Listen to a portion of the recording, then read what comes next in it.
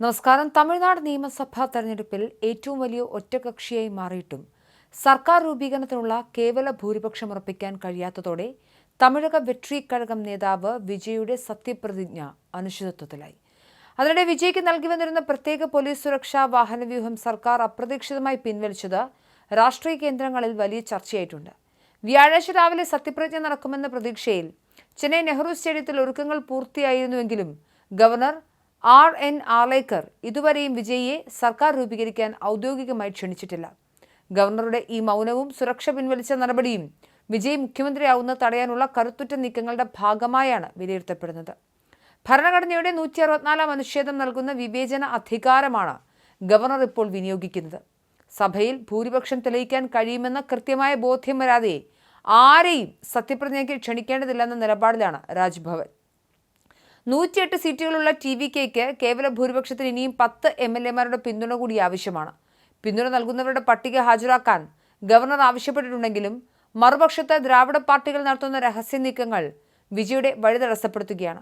ഈ രാഷ്ട്രീയ അനിശ്ചിതത്വത്തിനൊടുവിൽ സുരക്ഷാ വാഹന വ്യൂഹം പിൻവലിച്ചത് വിജയ് ഇനി മുഖ്യമന്ത്രി സ്ഥാനാർത്ഥിയല്ലെന്ന സൂചന നൽകാനാണോ എന്ന സംശയവും ഉയർത്തുന്നുണ്ട്. തമിഴ് രാഷ്ട്രീയത്തിലെ ജന്മശത്രുക്കളായ DMKയും AIDMKയും ഒരുമിച്ച് നിന്ന് ഭരണം പിടിക്കാനുള്ള സാധ്യതകൾ തേടുന്നത് ചരിത്രത്തിൽ തന്നെ ആദ്യമായാണ്. TVK എന്ന മൂന്നാം ശക്തിയുടെ വളർച്ച തടയാൻ ദ്രാവിഡ രാഷ്ട്രീയത്തിന്റെ അസ്തിത്വം സംരക്ഷിക്കുക എന്ന മുദ്രാവാക്യമാണ് ഇവർ ഉയർത്തുന്നത്. MK സ്റ്റാലിനും എടപ്പാടി പളനിസ്വാമിയും തമ്മിലുള്ള രഹസ്യധാരണകൾ യാഥാർത്ഥ്യമായാൽ അത് തമിഴ്നാടിന്റെ രാഷ്ട്രീയ ഭൂപടത്തെ തന്നെ മാറ്റിവരയ്ക്കും. ഈ നീക്കത്തിന് ഇടതുപക്ഷ കക്ഷികളും മുസ്ലിം ലീഗും നൽകുന്ന പിന്തുണയും നിർണായകമാണ്. വിജയെ പിന്തുണയ്ക്കില്ലെന്ന CPMന്റെയും മുസ്ലിം ലീഗിന്റെയും ഉറച്ച നിലപാട് TVKയ്ക്ക് വലിയ തിരിച്ചടിയായി. DMK സഖ്യത്തിൽ ഉറച്ചു നിൽക്കുമെന്നാണ് CPM വ്യക്തമാക്കുന്നത്. TVKയുമായി സഹകരിക്കില്ലെന്ന് മുസ്ലിം ലീഗും പ്രഖ്യാപിച്ചതോടെ വിജയുടെ ഭൂരിപക്ഷം കണ്ടെത്തുക എന്നത് ദുഷ്കരമായി. രണ്ടും കേരളത്തിൽ അതിശക്തരായ രാഷ്ട്രീയ പാർട്ടികൾ. അതിനൊപ്പം കേരളത്തിലെ ഗവർണറാണ് രാജേന്ദ്ര അർലേക്കറും. തമിഴ്നാടിന്റെ അധിക ചുമതലയാണ് അർലേക്കർക്കുള്ളത്. കേരളത്തിൽ അതിശക്തമായ വേരുകളുള്ള രണ്ട് രാഷ്ട്രീയ പാർട്ടികളും കേരളത്തിന്റെ ഗവർണറും ചേർന്ന് വിജയുടെ വഴിമുടക്കുകയാണെന്ന ചർച്ചയും സജീവമാണ്.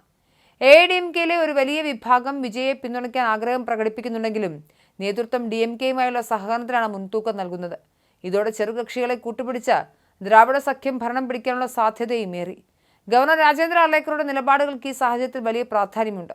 കേരള ഗവർണർ കൂടിയായ അദ്ദേഹം തമിഴ്നാടിന്റെ അധിക ചുമതല കൂടി വഹിക്കുന്ന സാഹചര്യത്തിൽ ഭരണഘടനാപരമായ എല്ലാ വശങ്ങളും പരിശോധിച്ച ശേഷമേ അടുത്ത ചുവടുവയ്പ് നടത്തൂ.